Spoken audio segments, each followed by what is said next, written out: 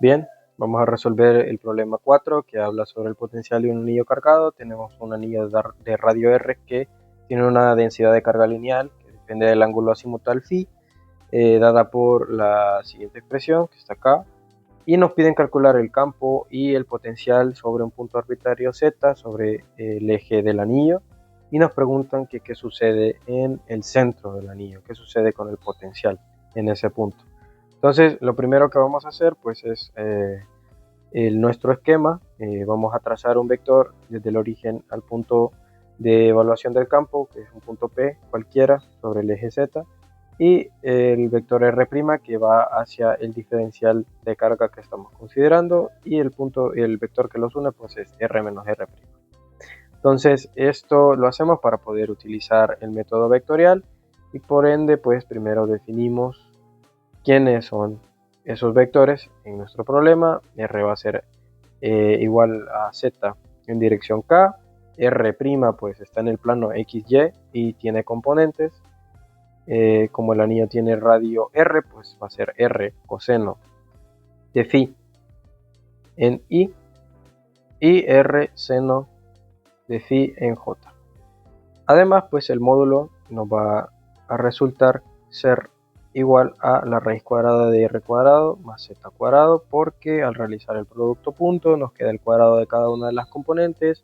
R es factor común, R cuadrado es factor común del coseno de phi más cuadrado más el seno de phi cuadrado, pues esto por definición es 1, entonces obtenemos la raíz cuadrada que está acá.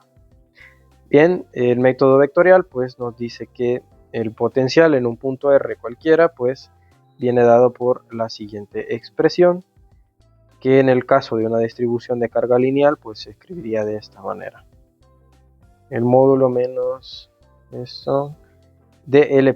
Entonces este dl en realidad lo vamos a modificar, porque lo que estamos considerando no es una línea recta, sino una distribución a lo largo de una longitud de arco. Entonces el diferencial que nosotros debemos considerar pues en realidad es un diferencial de longitud de arco, dado por la siguiente expresión, que viene pues de la longitud de arco de la definición, ¿no?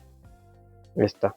Entonces esta función que aparece acá es la distribución, la conocemos, es la que nos menciona el problema, lambda por el seno de phi. Entonces escribiendo toda esa expresión y resolviendo la integral pues podemos encontrar el potencial en el punto P. Entonces escribiendo pues todo, vamos a encontrar cuál es el potencial en el punto P. Entonces los límites de integración, bueno, pues como estamos considerando un ángulo phi, pues sabemos que el ángulo phi parte del eje X y da una vuelta completa de 2pi.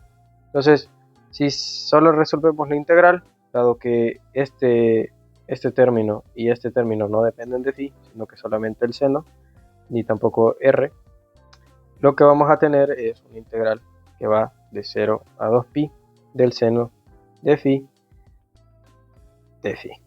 Y esto pues por definición sabemos que es 0, porque es una integral que al final resulta evaluada en el coseno de 0 menos el coseno de 2pi, y esto es 1 y 1 para ambos casos, entonces eso resulta ser 0. Por lo tanto, el potencial en el punto R, en este caso en P, es 0 para cualquier valor de Z, porque no importa qué valor de Z estemos considerando, el potencial va a ser 0, dado que esta integral de acá es 0. Entonces, ¿por qué sucede eso? Y más importante aún, pues con el afán de responder la pregunta ¿qué sucede en el centro? Pues demostramos de que para cualquier valor de Z el potencial es 0, lo que quiere decir que en este punto, es decir, cuando Z es 0, el potencial es 0. Por tanto, tenemos que considerar el hecho de que quizás el campo también lo sea, ¿no? Pero en realidad lo que vamos a ver más adelante es que no es así, porque el campo es vectorial. El campo eléctrico es un vector, mientras que el potencial es un escalar. Entonces el potencial en realidad es más o menos proporcional a la suma de las cargas que están presentes en la distribución, nada más. Pero el campo, aparte de depender de las cargas, también depende de la dirección, porque es un vector.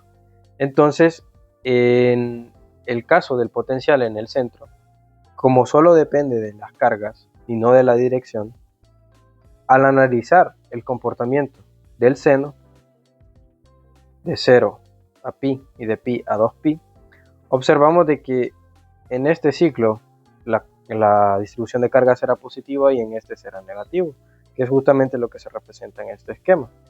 Entonces, al hacer esa consideración, pues lo que nosotros vemos en realidad es que para cada carga presente en la distribución, existe otra que es opuesta en su signo.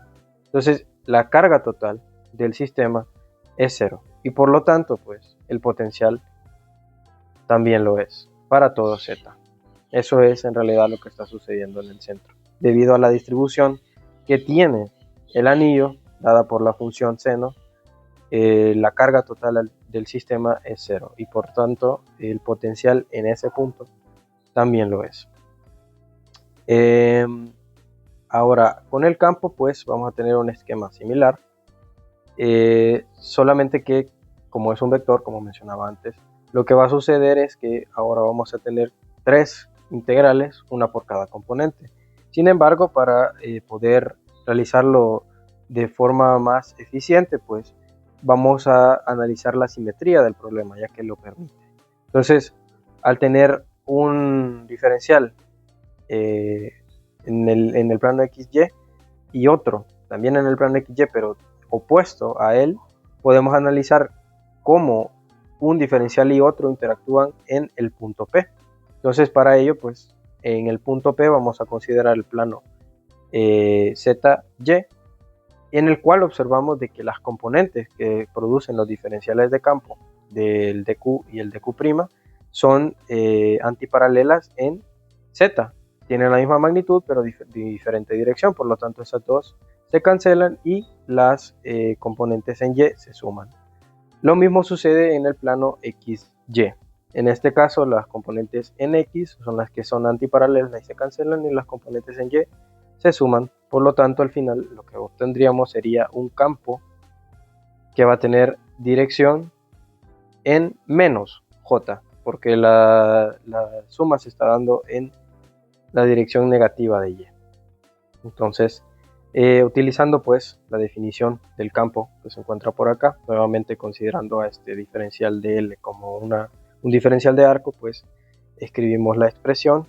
Vamos a tener que el campo en el punto de interés va a ser 4pi epsilon por la distribución, que en este caso es el seno de phi, como mencionábamos, entre, en este caso va a ser el módulo al cubo, por lo tanto vamos a tener z cuadrado más r cuadrado a esto a la 3 medios, multiplicado por los vectores z menos r coseno de teta, de phi, perdón, en i, menos r seno de phi en j, que se corresponde a el vector r menos r' multiplicado por r, sería r de phi, que sería el diferencial.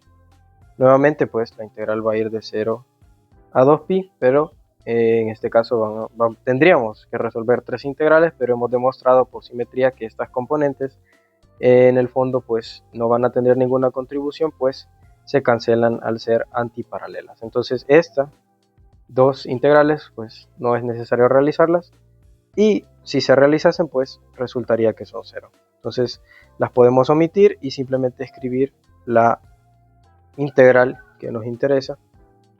Bueno, sacamos todo lo que no depende de phi. Nuevamente vamos a tener r cuadrado más z cuadrado a la 3 medios. Este r está al cuadrado porque tenemos este r y este r. Y la integral de 0 a 2pi de, en este caso, el seno cuadrado, tenemos este seno y este seno, de phi,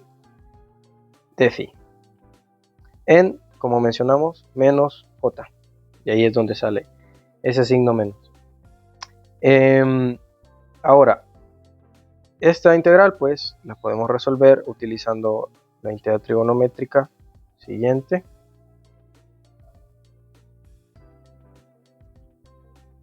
Y pues si la resolvemos, al final lo que obtenemos es lo siguiente: de 0 a 2pi por el diferencial de phi menos el coseno, la integral, perdón, de el coseno de 2pi de phi. Esta integral, pues si hacemos un cambio de variable, lo que vamos a obtener al final es que de phi es igual a du medios. Entonces la integral pues resulta 1 entre 1 medio, perdón, por 2pi menos 1 medio por el seno de 2pi, evaluada de 0 a 2pi. Y pues esta, al evaluar este resultado, pues resulta que esto también se vuelve 0, porque lo que vamos a obtener es seno de 4pi menos el seno de 0. Esto es 0 y esto también. Entonces al final esta integral pues se vuelve 0.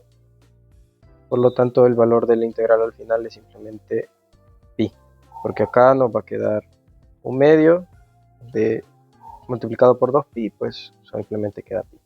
Bien, entonces el campo finalmente va a ser toda esta expresión de acá, todas estas constantes. Vamos a escribir lo mismo, multiplicadas por pi. Entonces este pi se cancela con este y simplemente nos queda 4 epsilon y la dirección es en menos j. Entonces lo que podemos observar es que a pesar de que el potencial es 0 para todo z, el campo no lo es. El campo no es 0. Y eso pues tiene su explicación, ya que el potencial es escalar. Y el campo pues es vectorial. Lo que quiere decir de que en el campo la dirección, aparte de la magnitud, importa. Y por tanto, al hacer el análisis de cómo están distribuidas las cargas, aparte de considerar su magnitud, pues también es necesario considerar su dirección, y resulta que no se cancelan entre sí, sino que solo algunas de las componentes, en específico la componente z y la componente x del campo, se cancelan entre sí, y eso resulta en una suma que deja el campo en dirección de menos j, o en menos y, podríamos considerarlo también. Entonces es un problema muy interesante en el cual aplicamos conceptos como el potencial y el campo, y además las principales características que ellos tienen, que es que uno es escalar y el otro es vectorial. Gracias.